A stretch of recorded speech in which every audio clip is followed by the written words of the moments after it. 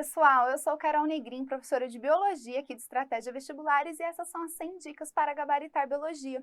Na dica de hoje a gente vai conversar sobre biotecnologia. E o que é isso, né, gente? É um conjunto de técnicas que permite ao ser humano utilizar organismos vivos ou seus derivados para modificar ou desenvolver processos e produtos que podem ser aplicados para fins específicos nas áreas da saúde, meio ambiente, indústria, alimentos e outros. Essas técnicas aí, o uso delas ultrapassam então as barreiras impostas pela especiação. Por quê? Porque promove alterações nos sistemas biológicos que não seriam naturalmente observadas no meio ambiente.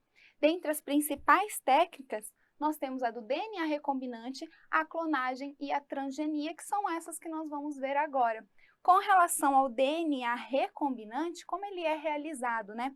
Primeiramente, isolam-se trechos da molécula de DNA de interesse, que é chamado de DNA doador, e se insere essas moléculas de interesse no DNA de outro organismo, que é chamado de DNA vetor.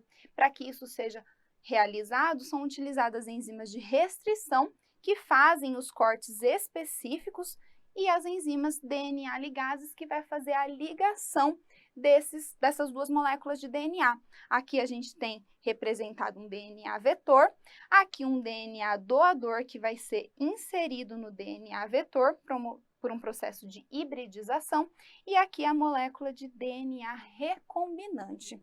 Com relação à clonagem, ela pode ser de dois tipos: clonagem de DNA e clonagem de organismos multicelulares, e através desses processos são originados células e indivíduos geneticamente idênticos. A gente sabe que isso pode acontecer por reprodução assexuada, mas aqui é uma técnica de biotecnologia.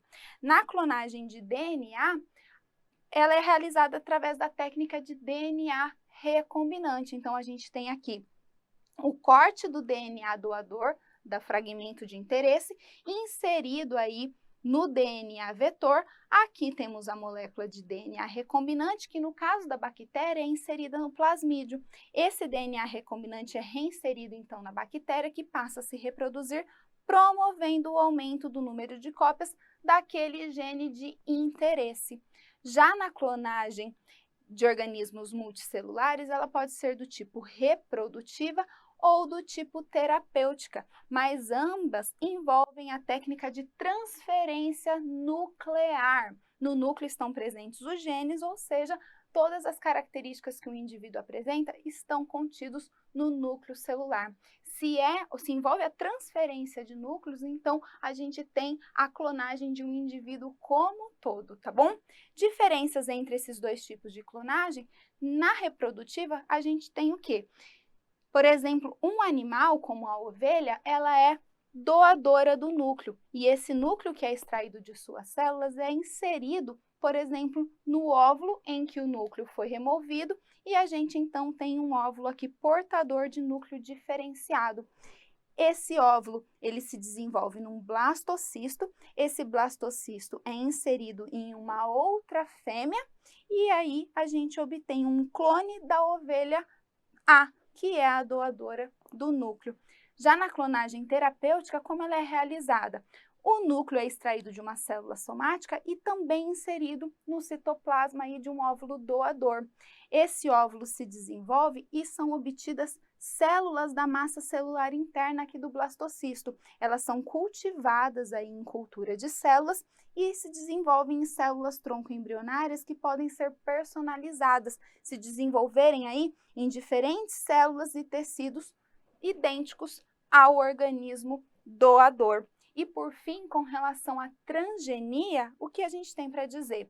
O que são transgênicos? São organismos que tiveram o seu material genético alterado pela inserção de um ou mais genes de interesse provenientes de outra espécie, com o intuito de resultar em um melhoramento da performance do organismo, como, por exemplo, resistência a pragas e também aumento de produtividade. Bom, gente, essa foi a nossa dica de número 69, ainda tem muito mais vindo por aí. Se você gostou, curta e compartilhe, e a gente se vê na próxima dica. Tchau, tchau!